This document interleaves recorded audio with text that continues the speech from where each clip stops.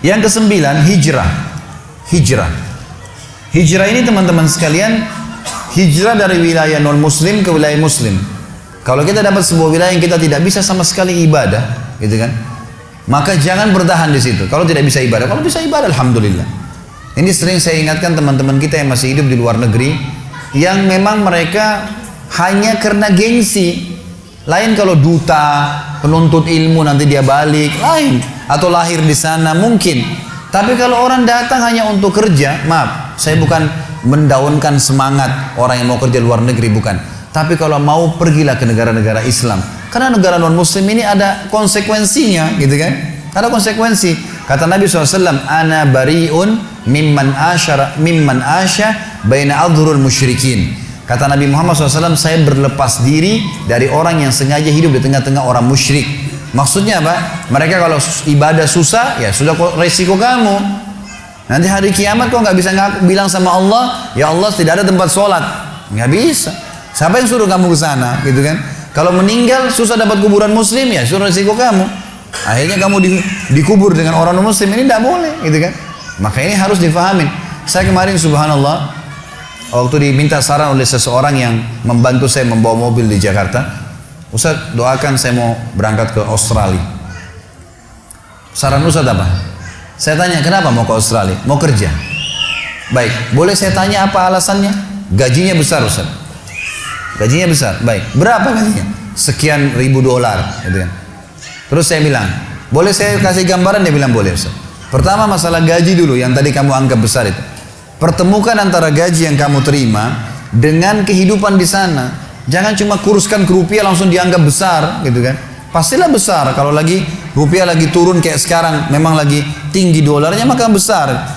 Tapi jangan seperti itu. Coba lihat bagaimana kehidupan sana. Ternyata sewa rumahnya mahal, kehidupannya mahal. Juga nanti bisa ditabung sedikit sekali. Itu pertama. Yang kedua, alasan banyak orang keluar negeri karena gengsi. Ada karena salju lah. Salju ini ada apa teman-teman sekalian? Kalau turun dingin, nggak bisa jalan. Gitu. Susah, bau nggak enak, gitu kan? Pakai baju berlapis-lapis. Tapi orang kita kan nggak ada salju di Indonesia, bangga foto dekat salju, padahal sudah menggigil. Apa salju itu? Kalau anda mau salju gampang, ambil es batu blender, udah sama. Masalahnya itu, saya pernah temukan, saya diundang ke Australia ceramah waktu itu sama orang-orang kita, orang Indonesia. Saya ke Melbourne sama Sydney. Waktu saya tiba di Sydney, ada pengajian di rumah satu jamaah, banyak orang yang datang, masya Allah. Kemudian ada satu orang bapak di belakang bertanya kepada saya, Ustaz, apa hukumnya sholat sementara di baju saya ada kotoran manusia? Saya bilang, sebentar Pak, sebelum saya jawab, kenapa Bapak bertanya begitu? Bisa saya tahu? Dia bilang, saya tinggal agak jauh dari Sydney, sekitar 2-3 jam naik mobil. Saya dengar Ustaz datang, ceramah saya ingin dengar. Dan saya ini kerja, maaf ini bahasa dia ya, membersihkan kotorannya orang kafir nih. Kotoran manusia. Jadi sering baju saya kena kalau saya bersihin, gitu kan. Jadi tong besar itu, yang nampung-nampung, nyedot-nyedot kotoran itu saya bersihin tuh. Sekarang boleh nggak saya sholat sementara baju saya kena kotoran dia?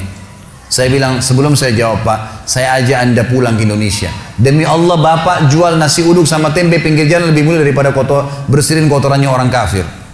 Gimana caranya dipertemukan? Jual nasi uduk sama tempe lebih mulia, azan bisa sholat, gitu kan. Dan kalau anda tanya hukum syar'inya jelas nggak boleh. Baju kena setes kencing aja nggak boleh pakai sholat, apalagi kotoran manusia.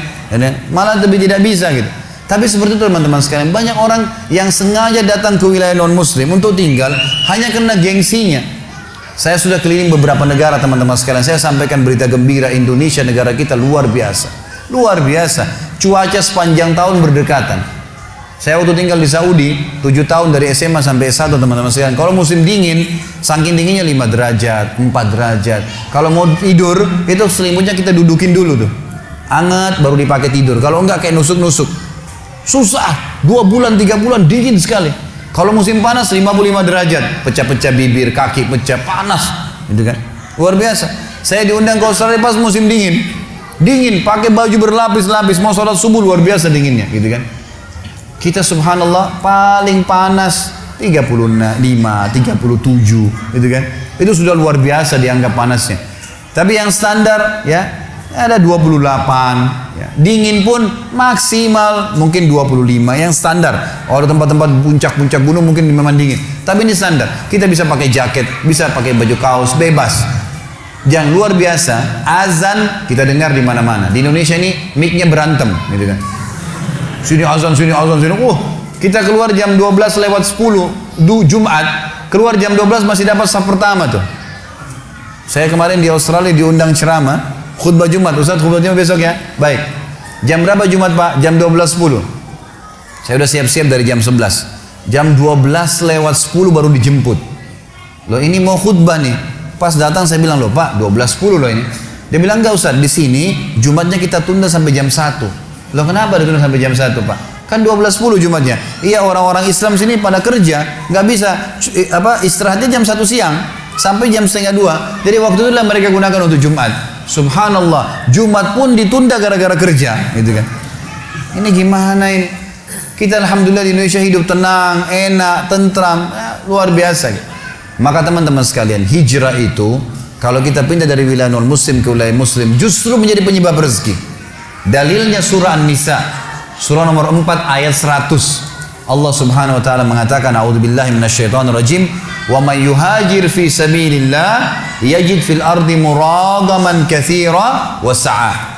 Siapa yang berhijrah menuju ke wilayah Islam sehingga dia bisa leluasa beribadah, gitu kan? Maka dia akan mendapatkan muragaman katsira, peluang-peluang yang sangat banyak Allah kasih, wasa'a, dan keluasan rezeki.